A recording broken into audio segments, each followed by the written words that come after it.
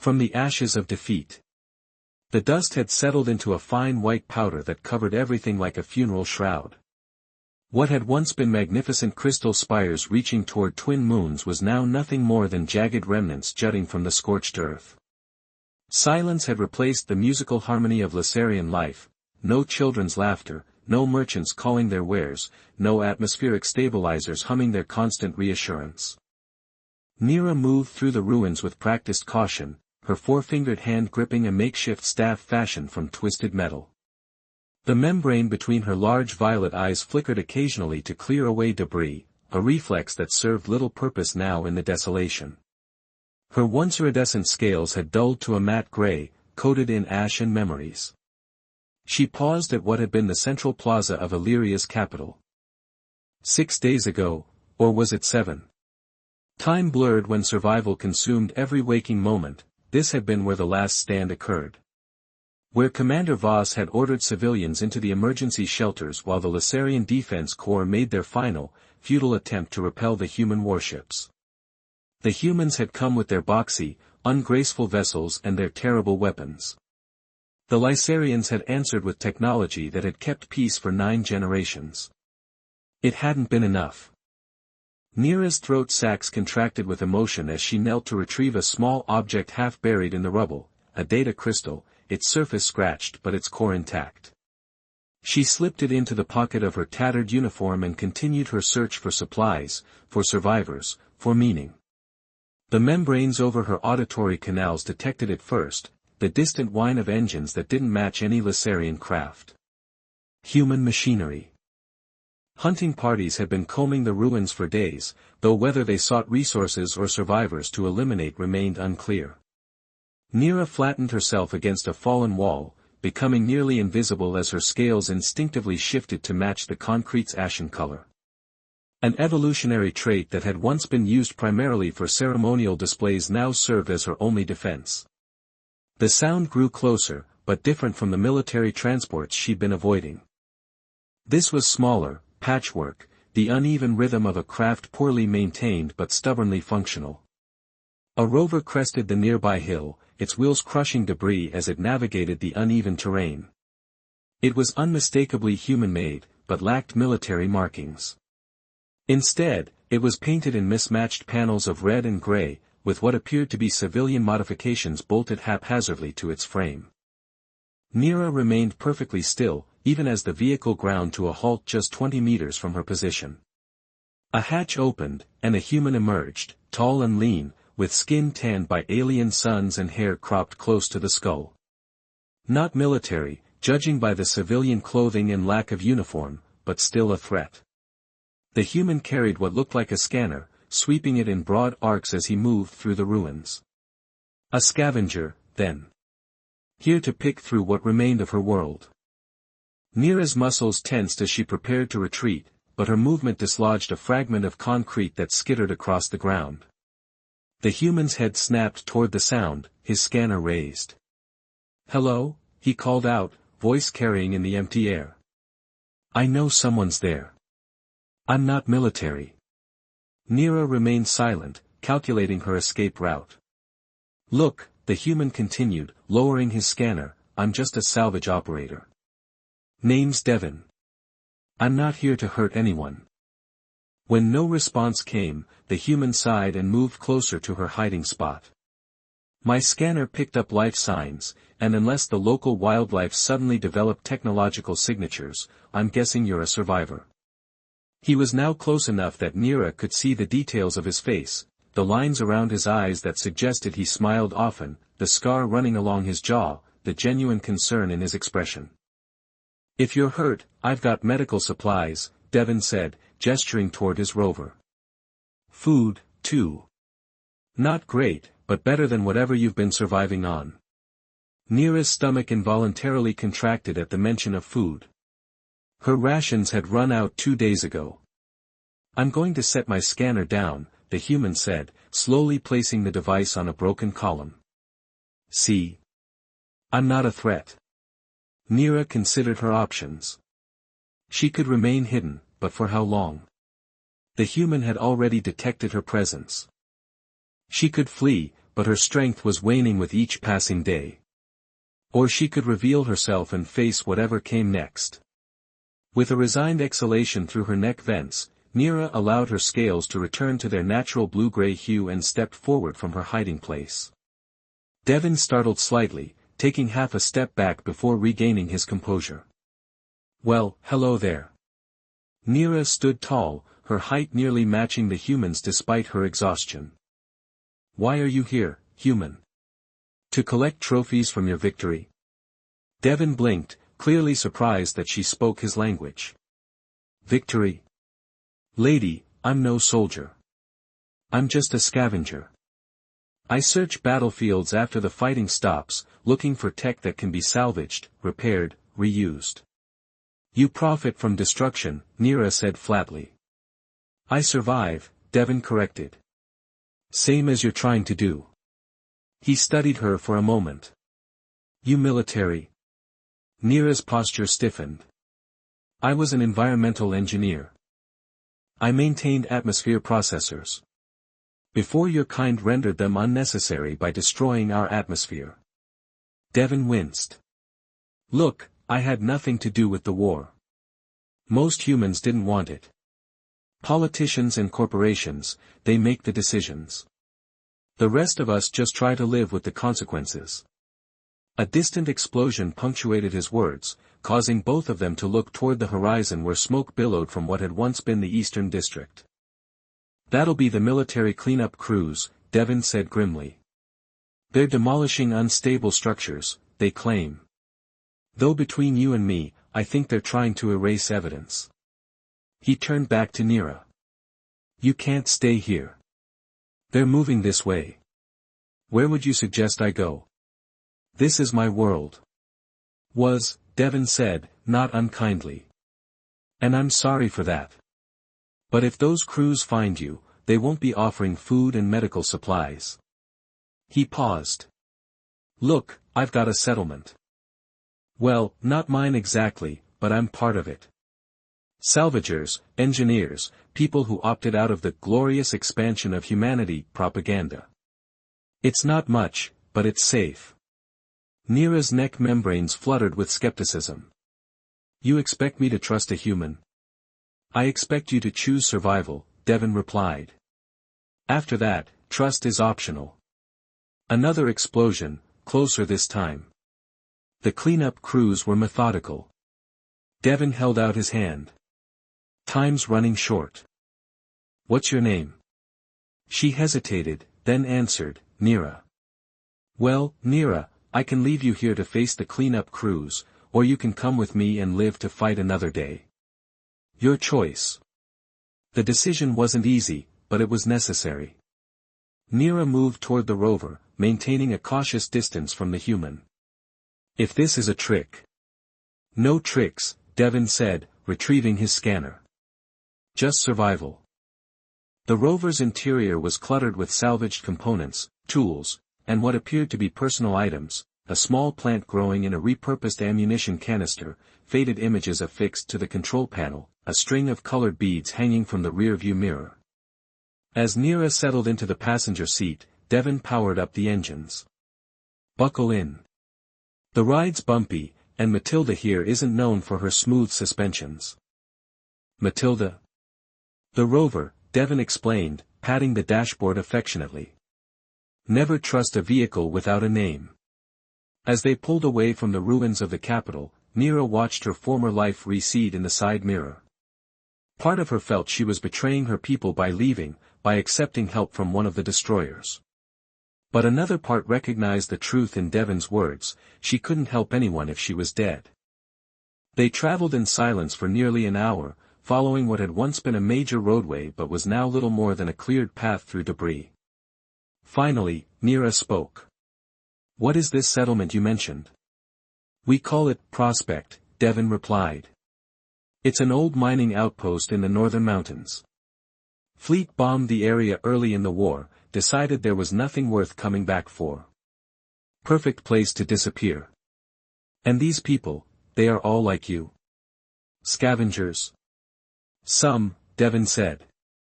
"Others are deserters, refugees, people who saw what was happening and wanted no part of it. Engineers trying to develop tech that heals instead of destroys.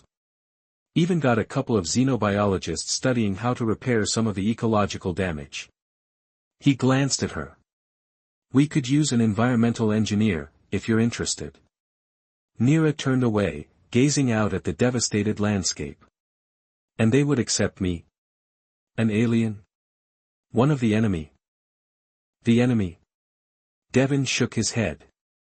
Way most of us see it, the enemy wears a uniform, sits in command rooms, and never has to look in the eyes of those they're killing. He adjusted course to avoid a crater. Besides, you're not the only non-human at Prospect. That got her attention. There are other survivors. A few, Devin confirmed. Mostly from the outer colonies. Handful from your world that were found before the cleanup crews arrived. Hope fluttered in Neera's chest, quickly tamped down by caution. If you're lying. I'm not, Devin said firmly. Look, I get it. You've got no reason to trust me. But we're heading into the mountains now, and night's coming. If I wanted to hurt you, I'd have done it already. The logic was sound, if cold. Neera fell silent again as the rover began to climb, the engine straining against the incline. As they ascended, the devastation below became a distant panorama of destruction. From this height, the scars on the land were even more apparent, impact craters, burn patterns from energy weapons, entire forests reduced to ash. Here we are, Devin announced as they crested a ridge.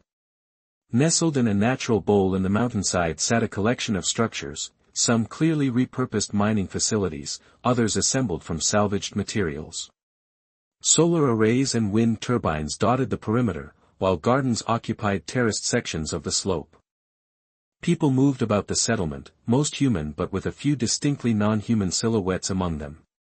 Welcome to Prospect, Devin said. Not pretty, but it's home. As they approached, Neera noticed security measures cleverly disguised as ordinary features, scanners built into rock formations, weapon emplacements that looked like communications equipment, observation posts positioned at strategic points. A voice crackled over the rover's communication system. Identify yourself. It's Devin, bringing in salvage and a guest. Authorization code, Broken Arrow. There was a pause before the voice responded. Proceed to decontamination. The rover rolled through an entrance concealed in the mountainside, emerging into a large cavern that served as a vehicle bay. Several other rovers and small aircraft were parked in designated areas, all showing signs of extensive modification and repair. When the rover stopped, Devin turned to Neera. Standard procedure. Everyone gets checked for tracking devices, pathogens, the works. Nothing invasive, just scans. Neera nodded stiffly, her posture betraying her anxiety as they exited the vehicle. A small team approached, led by a stocky woman with curly gray hair and cybernetic enhancements visible around her eyes. She assessed Neera with a professional gaze before turning to Devin. Another stray, Devin.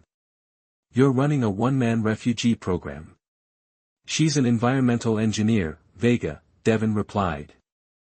Specialized in atmosphere processors. The woman's expression shifted from skepticism to interest.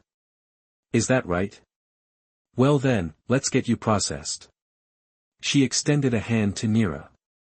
Dr. Vega Ortiz, Chief of Medicine and de facto Welcoming Committee. Neera looked at the outstretched hand, understanding the human gesture but hesitating to reciprocate. Dr. Ortiz seemed to understand, lowering her hand. It's okay. We'll work on cultural exchange later. For now, let's get you some food, medical attention if needed, and a place to rest. And then? Neera asked. And then, Dr. Ortiz replied with a gentle smile, we figure out how to move forward together. Because that's what we do here at Prospect. We rebuild. As Neera followed them deeper into the settlement, she caught glimpses of this unlikely community, humans working alongside species she recognized from across the sector, repurposed military equipment now serving civilian needs, gardens growing food adapted for various physiologies. It wasn't home. Her home was gone. But perhaps, Nira thought as she watched a Lasarian child help a human tend to a hydroponic system, it was a beginning. The lingering threat. The environmental control room of Prospect hummed with quiet efficiency as Nira's six-fingered hands moved across the console with practiced precision. 3 weeks had passed since Devon had brought her to the settlement, and she had quickly proven herself invaluable. The human-designed atmosphere processors were crude compared to Lasarian technology, but they functioned on similar principles, and with Nira's modifications, they now operated at nearly twice their previous efficiency. Impressive, remarked Jackson, the settlement's chief engineer, watching as the air quality reading stabilized. A tall man with dark skin and a prosthetic right arm, he had initially been the most skeptical of Nira's abilities. At this rate, we might actually have clean air despite being downwind from 3 blast zones. Nira's neck membranes fluttered in what humans had come to recognize as her version of a modest shrug. Your systems were functioning at only 63% capacity. The calibrations were simple. Simple for you, maybe, Jackson replied, running diagnostic checks on his tablet. For us, it was a month-long headache. A small commotion at the door interrupted them as Devon entered, his normally easygoing expression replaced with tense concentration. Behind him followed Dr. Ortiz and Tarek, Prospect's security chief. We need the room, Tarek announced, his cybernetically enhanced voice carrying a gravity that sent the technicians scurrying out. Only Nira and Jackson remained, exchanging concerned glances. Once the door sealed shut, Dr. Ortiz activated a signal jammer. We've intercepted a military transmission. Coalition forces are expanding their search patterns. They're looking for something specific. Or someone, Devon added, glancing at Nira. Tarek nodded, projecting a holographic map of the region from his wrist device. Red markers indicated coalition military movements, steadily approaching the mountains that concealed Prospect. They're being thorough, Tarek continued. These aren't standard cleanup operations. They're running genetic scanners, deploying deep earth sonar. Whatever they're looking for, they want it badly. Nira's scales shifted slightly, taking on a paler hue as understanding dawned. They're looking for me. We don't know that for certain, Dr. Ortiz said, but her tone lacked conviction. Yes, we do, Nira countered, her normally melodic voice hardening. I wasn't just an environmental engineer. Before the invasion, I worked on Project Terraform, an initiative to accelerate atmospheric repair on damaged worlds. Jackson frowned. That's humanitarian work. Why would they hunt you for that? Because the same technology that can heal an atmosphere can be weaponized to destroy one, Nira explained. The data crystal I carry contains the complete project archives. If the Coalition's military obtained it, they could develop weapons capable of rendering entire planets uninhabitable in hours rather than the days their current technology requires. Silence fell over the room as the implications sank in. Finally, Devon spoke, his voice quiet but firm. Then we make sure they don't find you. Tarek shook his head. It's not that simple. If they're deploying this level of resources, they must know you survived. They might even know you're in this region. Then I should leave, Nira said, her posture straightening with resolve. My presence endangers everyone here. That's not happening, Devon countered immediately. Where would you go? How long before they caught you? Devon's right, Dr. Ortiz agreed. Besides, we don't abandon our own. That's not how Prospect works. The sentiment warmed Nira, though she struggled to accept being included in their own. 3 weeks couldn't erase a lifetime of separation, a war of extinction. Jackson cleared his throat. There might be another option. The old mining tunnels extend for kilometers under these mountains. Some connect to natural cave systems that haven't been mapped. If we could mask Nira's biological signature. My scales automatically adapt to surroundings for camouflage, Nira interjected. But they also emit a distinct bioelectric field. Standard scanners can detect it. We could build a dampening field, Tarek suggested. Not perfect, but it might confuse their sensors enough to buy us time. As they debated options, Neera felt a strange mixture of emotions.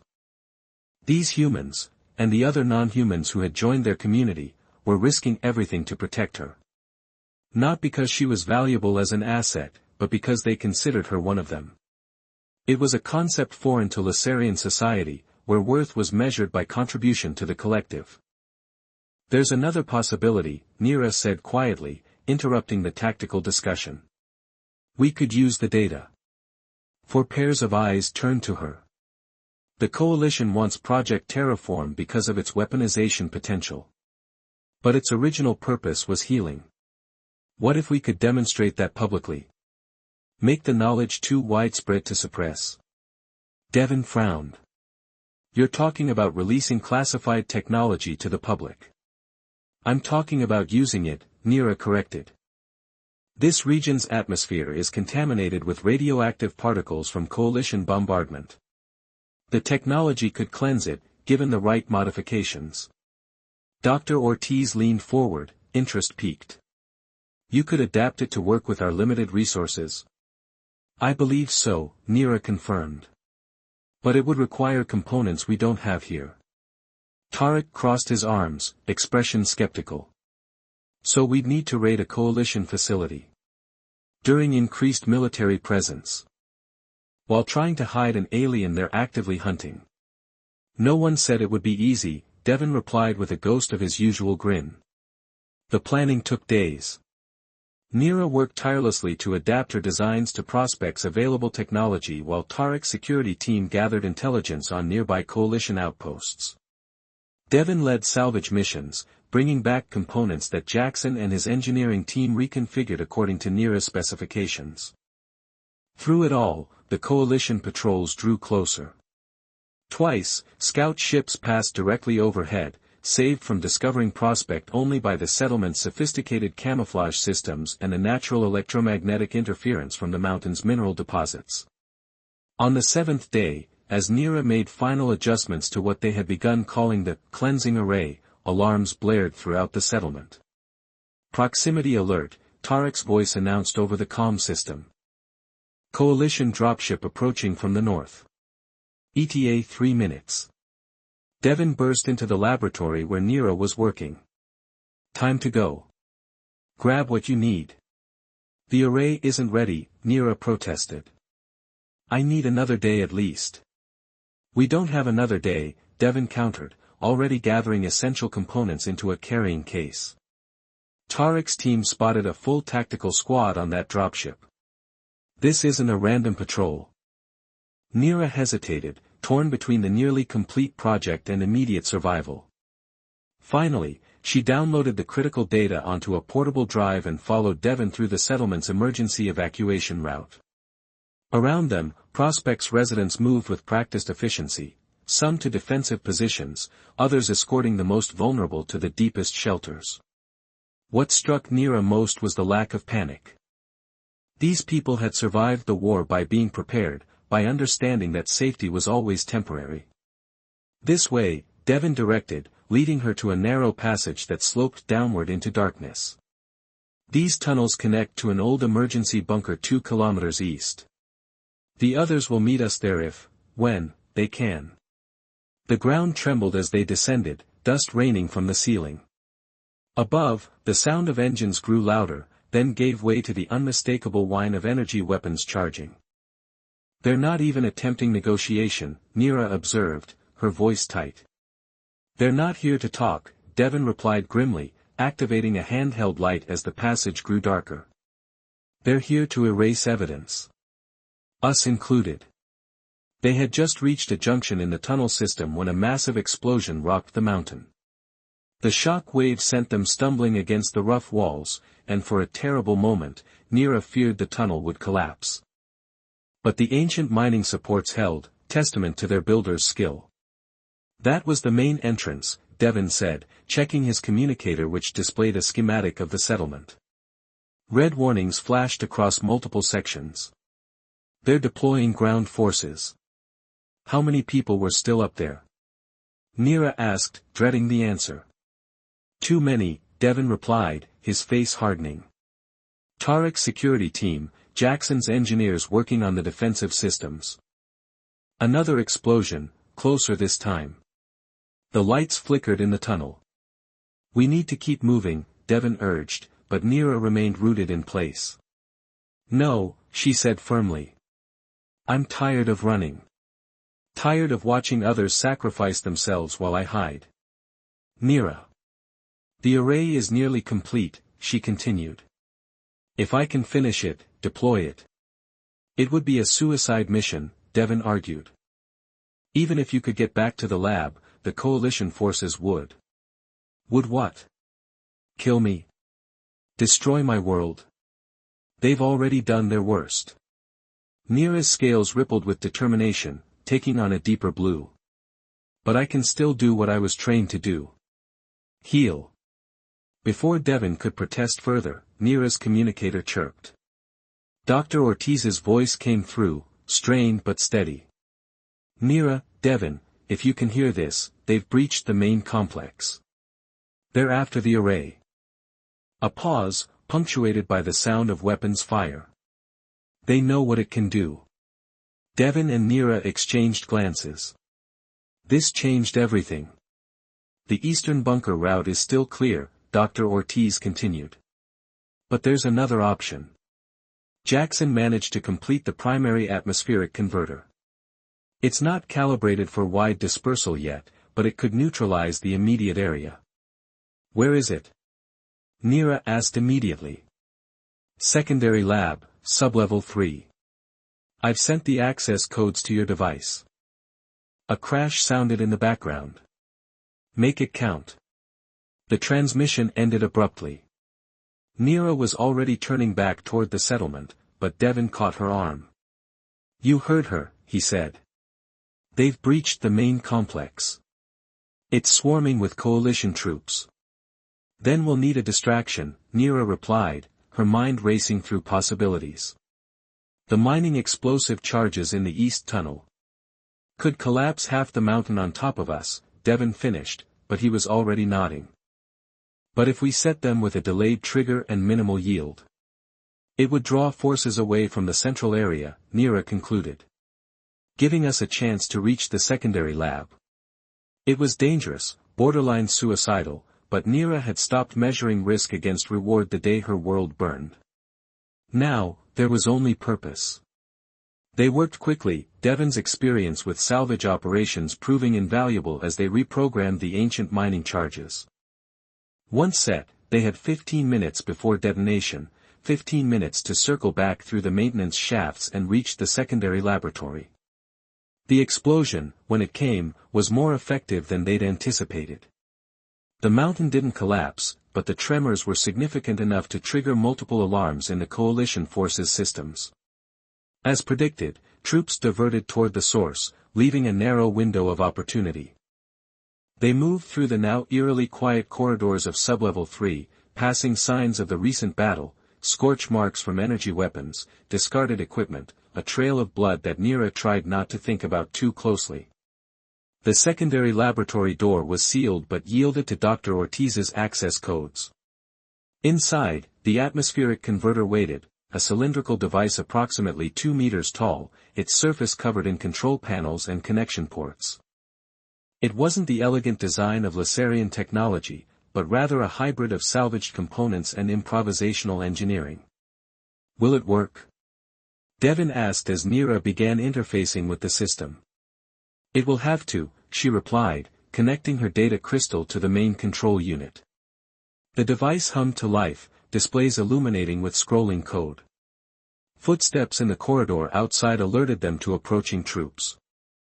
Devon positioned himself by the door, weapon ready, as Neera worked feverishly to calibrate the device. Whatever you're doing, do it faster, Devon urged as the footsteps grew louder.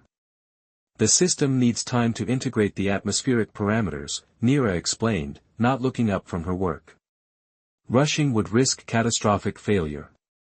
The first shots hit the laboratory door, the reinforced metal holding but clearly not for long.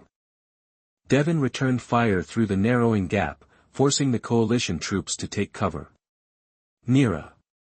Almost there, she responded, her fingers flying across the controls. The converter's core began to glow with building energy, emitting a high-pitched whine. When I activate this, it will release a pulse that neutralizes all airborne contaminants within its range. How big a range? Devon asked, ducking as another barrage hit the door. At full power? Enough to cleanse the entire mountain range and surrounding valleys. Neera made a final adjustment. But the converter will burn out completely. One shot, no second chances. The door's integrity failed with a screech of tearing metal. Devon dove for cover as coalition troops began pouring into the laboratory, weapons raised. Hands up. Step away from the device, commanded the lead soldier, his face obscured by a tactical helmet. Neera straightened slowly, hands raised but positioned near the converter's activation switch. Devon remained crouched behind a workbench, his weapon trained on the squad leader. You don't understand what you're interfering with, Neera said calmly. This device isn't a weapon. It's healing technology. Our orders are to secure all Lasarian tech and eliminate witnesses, the soldier replied mechanically. Step away now. You're standing in a settlement of civilians, Devon called out. You're standing in a settlement of civilians, Devon called out. People who just want to live in peace. Civilians harboring enemy combatants and restricted technology, countered the soldier. Final warning. Neera's gaze met Devon's across the room. In that brief moment, an understanding passed between them, not just a tactical decision, but something deeper. A recognition that sometimes survival meant more than just continuing to breathe. Your atmosphere is poisoned, Neera said, addressing all the soldiers now. Not just here, but across dozens of worlds affected by this war. The technology you're trying to destroy could restore it. A younger soldier near the back hesitated, his weapon lowering slightly. Others exchanged uncertain glances. Think about why you're fighting, Devon added. To secure humanity's future, right? What kind of future are you securing if the air itself is toxic? The squad leader's posture remained rigid. Our orders come from people who will never set foot on these contaminated worlds, Neera interrupted. Who will never watch children struggle to breathe, or crops fail to grow. A tense silence fell over the laboratory. Then, slowly, the squad leader removed his helmet, revealing a face weathered by combat but eyes still capable of doubt. Prove it, he said. Show me what this device does. Neera nodded once, then activated the converter. The laboratory filled with blinding light as energy surged through the device.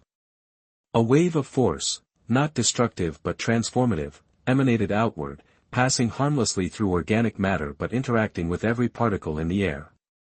Outside, through the laboratory's small viewport, they watched as the perpetual haze that had hung over the mountain since the bombing began to dissipate. Colors became more vibrant, the air visibly clearer with each passing second. When the light faded, the converter's core was dark, burned out as Neera had predicted. But its work was done. The soldiers stood in stunned silence, looking at readings on their own equipment that confirmed what their eyes were telling them. The atmospheric toxins were gone, neutralized completely. This is what we were sent to destroy, the young soldier whispered. The squad leader's communicator buzzed with demands for an update, but he made no move to answer it. Instead, he looked at Neera with newfound respect. Command won't stop, he warned. They'll send more troops. Then help us, Devon suggested. Not just Prospect, but all the settlements trying to rebuild. Spread the word about what this technology can do. The future hung in the balance as the squad leader considered. Finally, he nodded. My sister's son can't breathe without a respirator since the bombings on Taurus Colony, he said. If this technology could help him. He turned to his squad. Secure the laboratory. Official report, target technology destroyed in firefight. Survivors eliminated. One by one, the soldiers nodded in agreement. Outside, other residents of Prospect were emerging from hiding, gazing in wonder at the clear sky above. Dr. Ortiz, arm in a makeshift sling, approached Nira with tears in her eyes. "You did it," she said simply. "You showed them a better way." Nira looked around at the damaged settlement, at the humans and non-humans working side by side to assess the destruction and begin repairs. At Devon, who caught her eye and offered a tired smile. "No," she replied. "We did." As night fell, Prospect's residents gathered under stars that shone with newfound clarity. The coalition squad had departed, taking with them knowledge that would spread through the ranks like a quiet revolution. The war was over, at least officially, but the work of healing had just begun. Devon found Nira at the edge of the gathering, gazing up at the constellations that looked so different from those that had hung over her homeworld. "What now?" he asked, joining her. Nira considered the question. The data crystal in her pocket contained knowledge that could heal worlds far beyond this mountain range. Coalition Command would continue hunting for it, but now they had allies within those very forces. "Now," she said, "we rebuild. Not just structures, but trust. Understanding." "Sounds like a lifetime's work," Devon observed. Nira's scales shifted slightly, reflecting the starlight in patterns that, to a Lasarian, expressed hope. "Yes," she agreed. "It does.